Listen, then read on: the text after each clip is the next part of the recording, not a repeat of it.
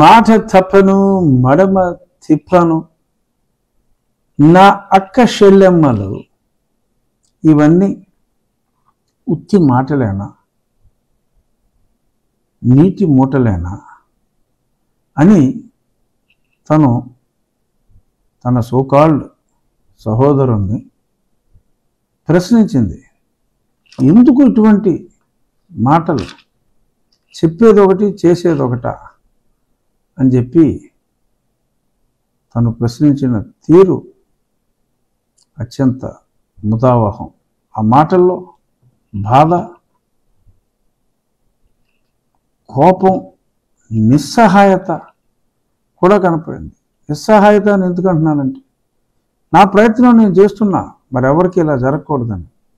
Doctor సుధాకర్ని కొట్టి చచ్చేలా చేశారు. Nobody to question. ఇంకొక అతన్ని డ్రైవర్ సుబ్రహ్మణ్యాన్ని పార్సల్ చేసి పంపేశారు. Nobody to question.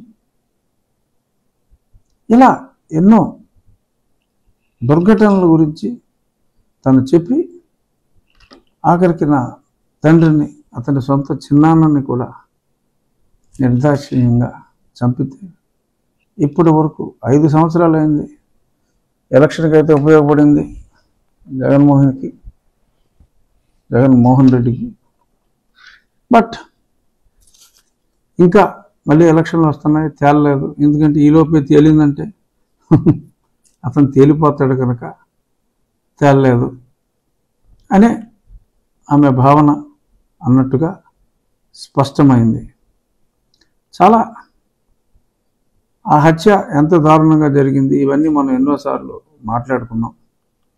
హత్య జరిగిన తర్వాత అంటే తను ఇంగ్లీష్లో చెప్పింది కాబట్టి నేను ఆమె చెప్పిందే నాకు తెలిసిన మరిన్ని వివరాలు జోడించి చెప్తున్నా.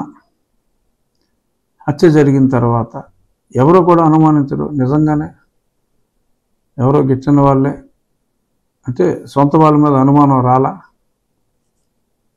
తను కూడా అలా అనుకుంది.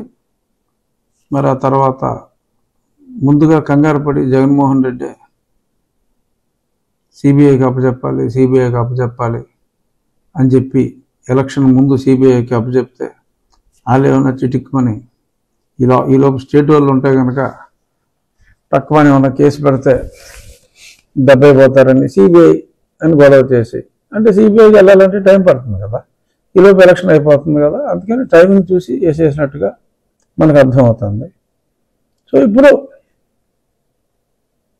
సిబిఐ అన్నారు. తర్వాత ఆయన వచ్చిన తర్వాత సిబిఐ అక్కర్లేదనుకున్నారు, మేమే ఇన్వెస్టిగేట్ చేస్తామని. ఎవరికైనా అన్యాయం జరిగితే నెల రోజుల్లో దిశ చట్టాలని చెప్పారు కదా, కానీ ఈ కేసు మటుకు నడవదు. సరే చూసి సునీత ఇంకా నేను సిబిఐకి నేనే అడుగుతానని చెప్పి సిబిఐ విచారణ అడగటానికి రెడీ అయితే మరి వైవి సుబ్బారెడ్డి, సజ్జల ఇలాంటి కొద్దిమంది రెడ్డి నాయకులు, పాలిగాళ్ళు బేసిక్గా ఎందుకమ్మా ఇలాగా సిబిఐకి వెళ్ళటం అని అన్నప్పుడు ఆ అమ్మాయికి అనుమానం వచ్చింది, కొంపతీసి ఇల్లు వేసేసారంటారా అని. సరే అనుమానాన్ని బయట పెట్టలేదు. వాళ్ళ అన్నయ్యని, ముద్దుల అన్నయ్యని కలిసి ఏదో రక్త సంబంధంలో వీడు సావిత్రి, ఆయన ఎన్టీ రామారావు అనుకుని ఉంటుంది పాపం పిచ్చి తల్లి. వెళ్ళి అనియ అని చెప్పి అడిగితే ఏమవుతుంది, సిబిఐకి వెళ్తే నా మీద 11 కేసులు ఉన్నాయి, 12వ కేసు అవుతుంది. అవినాష్ రెడ్డి బీజేపీలో జాయిన్ అయిపోతాడు. అంటే తన బాధ తను చెప్పుకుంటూ ఉంటే 11వ కేసుకి 12వ కేసు అవుతుంది. అంటే అవినాష్ రెడ్డి మీద 11 కేసులు లేవు, ఇతని మీద 11 కేసులు ఉన్నాయి, 12వ కేసు అవుతుందంటే బై మిస్టేక్ అంతరాత్మ అలా పలికించిందా మటర్లో తిని ఉన్నాడని? మరి ఎందుకు ఆ మాట అనుంటాడు జగన్మోహన్ రెడ్డి? 12వ కేసు అవుతుంది నా మీద అని అనవలసిన అవసరం ఏమిటి అనేది ఇక్కడ విజ్ఞులైన టీవీ ప్రేక్షకులు ఆలోచించండి. స్మెల్ రాట్లా? అమ్మాయి సిబిఐ విచారణ అడిగితే నా మీద 12వ కేసు అవుతుందని చెప్పి నేను ఎందుకు అన్నాడు చెప్పమా? Please think. Point to be noted. Note చేయండి. అలాగే అవినాష్ రెడ్డి బీజేపీలోకి వెళ్ళిపోతాడు అంటే అవినాష్ రెడ్డి ద్వారా చేసినట్టు మరి ఆయన చెప్పకనే చెప్పాడా?